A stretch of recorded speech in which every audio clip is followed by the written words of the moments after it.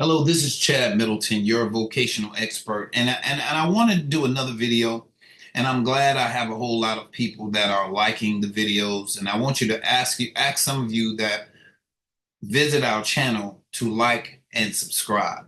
Okay, the more information we get out, the more people that like this video, the more it's distributed to people that randomly that are looking for information about TDIU. All right, we want to spread the word. Spread the word.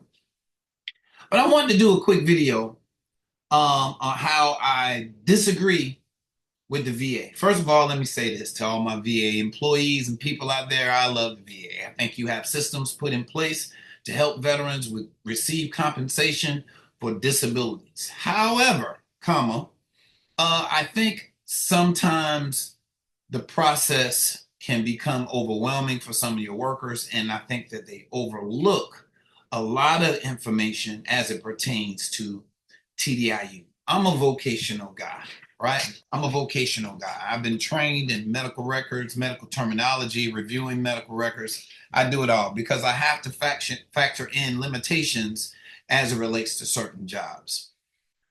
But I think sometimes the VA, you use a subjective approach in determining TDIU for many of your veterans. Okay, you do. So, case in point, I have a veteran that applied for TDIU benefits. He's 70% for anxiety. He has a 40% condition for his back, lumbar spine. He has a whole lot of 10% ratings. His overall rating is 90%. All right. Vocationally, when it comes to his work history, he hasn't worked since last year, 2023. His work has been sporadic. He's worked this job, he's worked that job, he's lost the job because he was unable to physically do the requirements of the job, and he's lost other jobs because of conflicts with people on the job due to his mental health condition. This veteran was denied TDIU, y'all. 90%. All right. 90%. And the evidence is diametrically clear for me when I do a vocational assessment and I look at what's in this medical records. Now, let me also say this. I don't just go by what the veteran says. All right. I like to substantiate what the veteran says with medical records to determine vocational limitations, symptoms, and what the VA has defined as symptoms in the DBQs. But this veteran obviously meets criteria for TDIU. He has some significant pain. He has that's documented in his medical records. Let me say that. He also has significant mental health issues that are documented in his records. But the VA denied him. The VA denied him unemployability for this reason. It says entitlement to individual unemployability is denied because you have not been found unable to secure or follow a substantially gainful occupation as a result of service-connected disabilities. You are considered unemployable due to non-service connected factors. The service connected disabilities, when considered a part of the non-service connected conditions, are not the cause of unemployability. That is a subjective approach. And I don't know if the veteran may have said something in a CMP exam. I don't know if they're using his words against him, but it is apparent in his medical records that he has significant mental health and physical limitations. All right. I disagree with the VA. So with a person like this, we come in and we do a vocational evaluation. And my job is to see if I can find jobs for a person with these limitations. All right. I'm not biased. I'm not on any one side. I'm looking at the professional nature of vocational exploration, evaluation of jobs as they exist in the national economy. And I believe just from looking at the medical records that this person is unemployable. Okay. there are no jobs that can be found that will the veteran will be able to obtain or maintain because of the impact of his service-connected disabilities. This is what you need when you're applying for a TDIU. Someone that can say vocationally whether or not jobs exist for a person with these disabilities. Now, I do not factor in non-service connected conditions. I don't factor in, whether you're retired or not. I don't factor in your age or education. Of course, education is important because the level of education you have will qualify you for certain jobs, sedentary jobs. But if you have significant mental health conditions, it doesn't matter how much education you have, all right?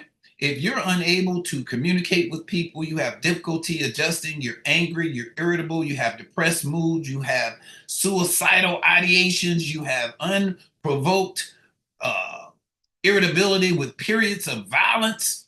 Hey, it doesn't matter the physical status of the job.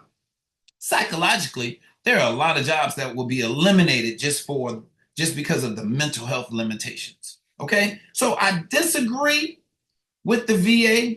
They denied this veteran, but we are going to have this veteran participate in a vocational evaluation and give him the evidence that he needs to help overturn or appeal this decision that the VA has made. Now, once the VA gets this additional information from an appeal, they have to do something with it. All right.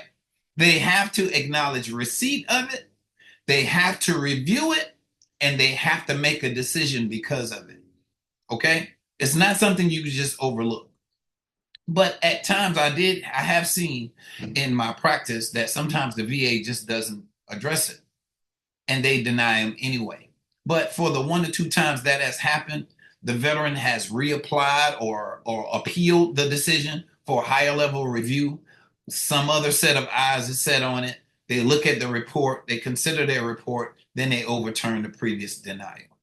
Okay? So veterans, if you're there, if you realize that sometimes these circumstances may apply to you, you have a history of unemployment, you have a 70, 80, 90% disability, and the VA has determined that you are not unemployable, you need to get a vocational evaluation. All right. These people have said that we're going to deny you because we found that you're not just unable to work, you're unable to work because of non-service connected conditions. And like I said, the veteran may have said something and they may have picked up on it and they're using his words against them in a DBQ. All right. So that's why I say it's always good to get your DBQs, find out where this information is coming from.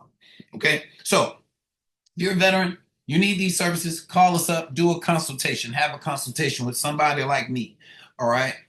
In the consultation, you're going to tell me about your limitations, tell me about, what you got going on, age, education, work history, what type of limitations you're having. And then we start looking at medical records to substantiate the limitations you're having. All right. From that, I take a look at what type of jobs are available. And if there are no jobs that you can perform with those limitations, we'll provide you a vocational evaluation report. You submit that into the VA. The VA has to address it. Okay. If you have any questions, call us up, email us. Phone number is 803-563-5087. Of course, I'm not doing a vocational consultation over the phone. You're going to need to call me and get put on the calendar so we can talk one-on-one, uninterrupted, using your time. All right. Then when we get to an assessment, when we start reviewing your medical records, let me say this, I cannot do a vocational evaluation report without medical records. So my senior guys that are 60, 70, 80 years old, I need you to get somebody to help you get copies of your medical records. All right. Because I cannot do a report without your medical records. Go to your blue button report. Get your DBQs if you can get your hands on them. Any medical records that you have, I need to get copies of it so I can substantiate your problems. Ain't no need for you to give me something that's dated 1970, 1980, when you was in the military. I don't need that. I don't need it. Okay. But if you have any recent relevant medical records, you want to give that to me during the vocational assessment, then If we agree that we can provide you a report, we'll do a report and we'll get that to you in your hand so that you can submit it as vocational evidence for your TDIU claim. All right. Phone number again, 803-563-5087, or email us at admin, ADMIN, at vcandvc.com. Okay? We are a legitimate business. I'm a legitimate vocational expert. I work with the Social Security Administration. I used to work for the Department of Veterans Affairs, and I am currently actively participating in vocational evaluation. So if you need services, hit me up, give me a call, let's sit down, let's talk about it, and maybe you can have your case overturned, or you can get approved for a TDIU like many of my veterans that use these services. God bless you. I look forward to hearing from you guys soon.